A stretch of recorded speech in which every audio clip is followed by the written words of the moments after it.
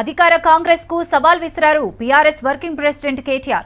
2.5 ఏళ్లలో హైదరాబాద్ లో కాంగ్రెస్ ఒక్క డబుల్ బెడ్రూమ్ ఇల్లు కట్టినట్లుగా నిరూపిస్తే రాజకీయ సన్యాసం తీసుకుంటానని చెప్పారు.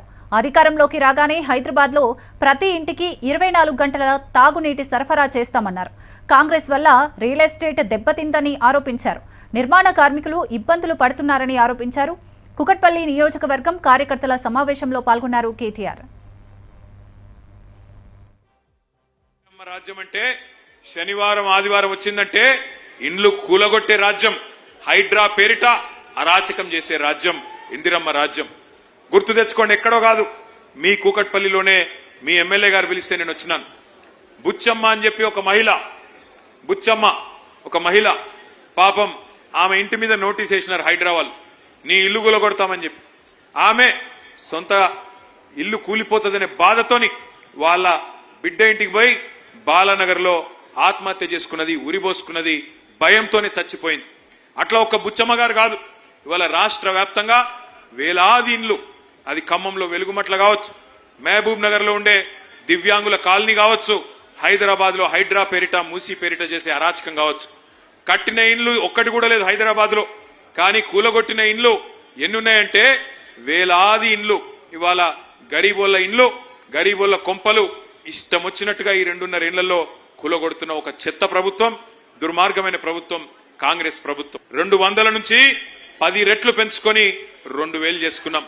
మరి రేవంత్ రెడ్డి ఆ 2,000 తీసుకునే పేదవాళ్ళందరినీ బుట్టలో వేసుకోవడానికి, వాళ్ళ ఓట్లు దండుకోవడానికి ఏం చెప్పినాడు ఆ రోజు?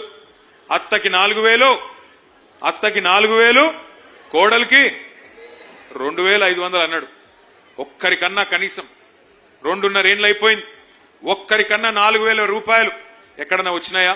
అలవిగాని మాటలు చెప్పి నోటికొచ్చిన చెత్తవాగుడు వాగి కేసీఆర్ 10,000 ఇస్తే నేను 15,000 ఇస్తా, కేసీఆర్ 2 పంటలకు ఇస్తే నేను 3 పంటలకు ఇస్తా, కేసీఆర్ 24 గంటల కరెంట్ ఇస్తే నేను 48 గంటల కరెంట్ ఇస్తా అని నమ్మబలికి ఓట్లేయించుకొని ఓడ మీద ఉన్నప్పుడు ఓడమల్లన్న, ఓటుకెక్కినాక బోడమల్లన్న అన్నట్టు ఇవాళ మొత్తం రాష్ట్రంలోని ప్రతి వర్గానికి, ప్రతి మనిషికి శటగోపం పెట్టి మోసం చేసింది కాంగ్రెస్ ప్రభుత్వం.